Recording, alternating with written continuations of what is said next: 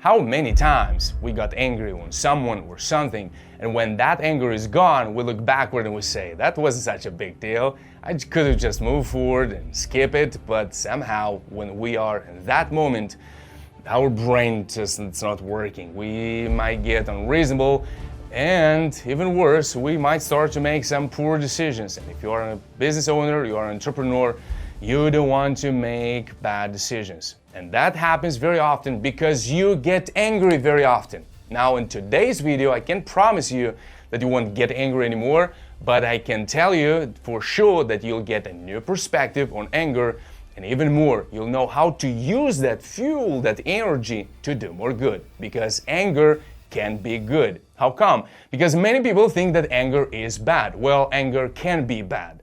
But if anger can be bad, means it can be good too. And if you want to discover how to do more good using that anger, then welcome at Explore Self MBA Mindset Business Academy. My name is Alex, and here we begin.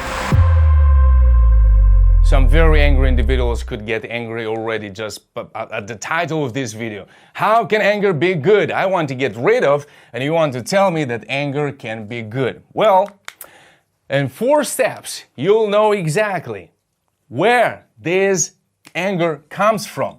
So this is the first step. We're going to have 4. The first one, you have to understand that anger is because you perceive a lack of safety. What that means? That means that if you care about someone or something that you want to protect and it's not safe in that moment, that might be your opinion, your idea, your brand, your friend, your sibling, or your convictions and so on and so forth. If you are so attached to something and it becomes part of you, then when that thing or that person is challenged, is threatened, your opinion is challenged, or the person is threatened, you get angry because you want to protect the thing and it's not safe in this moment, at this moment. So the first step, you want to understand where this anger comes from. What are you protecting so much? And we have 4 sources. That might be you, that might be your idea, that might be someone or something. So something. When you are really threatened, when your image or your life and it's threatened, is under risk, you get angry because you want to protect it, right? Same thing is to you, comes to your ideas. When you have an opinion and someone that is challenging your opinion, but you are so attached to that opinion, you feel threatened, so you got angry. Doesn't mean that you have to start to react in that moment, which we'll learn how to do it in just a second. But you have to understand where your anger comes from. Because if you don't know where your anger comes from, then you're confused, and then you don't know where to go because you don't know where it's coming from. Maybe your idea is part of you. That's why you get angry, because you want to protect it. Or maybe someone for a just cause. Because someone that you care about is threatened, it's at risk. Somebody is threatening your child or your sibling, your mother, your father, or your brother, and your friend, and you want to protect because you don't consider it right, whatever is happening there. We'll get to the right and wrong in just a second. Or somebody stolen something of your property, you get angry. How someone could treat my property, my things, my possessions, because they are mine. So you want to protect them. That's why when there is a risk that's threatening one of these 4 categories, you get angry. So that's very important. This is the step number 1. It's acknowledge. Acknowledge yourself. What are you protecting in the moment when you get angry? Because if you don't know what are you protecting, perhaps you want to protect someone, but actually you want to protect your image or the idea of others people's ideas about you. How do you behave when you are around that someone? Because maybe that someone doesn't need right in that moment whatever you want to do, and you have to allow space and time and then ask, where you have to be reasonable. But you will get more reasonable. You'll know what to do with this anger if you first acknowledge yourself. What are you protecting? It will make much more sense in just a second. The second one is to reflect. To reflect upon what? You want to reflect upon what's right and what's wrong. Is whatever is happening there right or wrong? You'll say, yeah, we don't have to judge others. Like, well, what it means right and wrong? That's such a relative conception. Yeah, maybe, but we do judge. We do judge. We have to judge, because also we hear very often anger is bad, or don't be judgmental. What that means. We have to judge what's right and what's wrong. We have to teach what's right and what's wrong. We have to teach some principles, and there are things that are right and wrong. We have to try to not be judgmental about others people's choices. But there is right and wrong. And then this thing changes because our values change, so the right and wrong changes along the way, absolutely. But we cannot just stay there and wait until we get wiser, because you won't if you just stay there and wait, then until you get wiser, so then it'll define a better right and a better wrong. You have to learn along the way. And using these 4 steps, you'll get there much faster. Is there something right or is there something wrong? Because if there is nothing wrong, if 2 people are arguing, you don't have to jump in to protect them immediately, because you want to protect so much that person. So you want to protect your image by doing whatever you want to do. But maybe they're just doing their business, they're just talking, and you have to maintain your space and your distance. Or someone took your thing, your possession, and something that was yours, now it's not yours anymore. It happened to everyone, right? I hope it didn't, but I think it happened to everyone. You lost things, or somebody stole things that are in your possession, and you get angry. How come they could take my thing? That's my thing. You don't have the right. That's not right, whatever you're doing, right? So you have to distinguish the things. Is it right? Is it wrong? Or not? A couple of days ago, was with my sisters in the subway in Rome, in Italy, and there was a drunk person that was about to touch some things at the door that would block the whole train. So I raised my hand and I say, dude, please don't touch that, otherwise the train stops. He was drunk.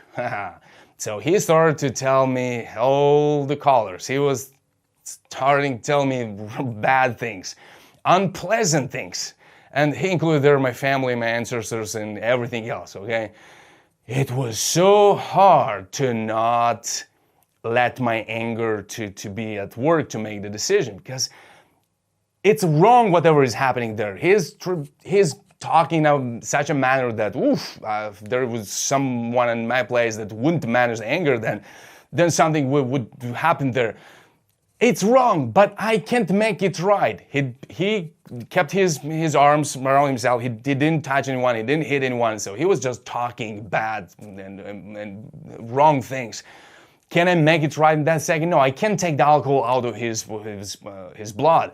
So can I make it right? No. So he was just like sparing these bad things at me, and I just looked at him, and I know it was horrible. I felt like, because I was threatened, because how others are looking at me, that's somehow important sometimes, and you don't want to look cowardly, because that's how my ego started to think, like, you were just afraid. But in that moment, it was a wrong thing, but they couldn't make it right, and there was no need to jump in to do worse things. So it's not easy, but you have to figure out what's right, what's wrong. And then comes the third one, is to plan. What do you have to plan? To make them right. If you can to make right. If you can, then make them right. If your business, make them right. If your business doesn't bring enough clients, your marketing is not working, or whatever you put your efforts in, it's not working, make it right. Your anger is telling you that, look, this is wrong. You're spending so much time building your business, but something is not working. And that's great.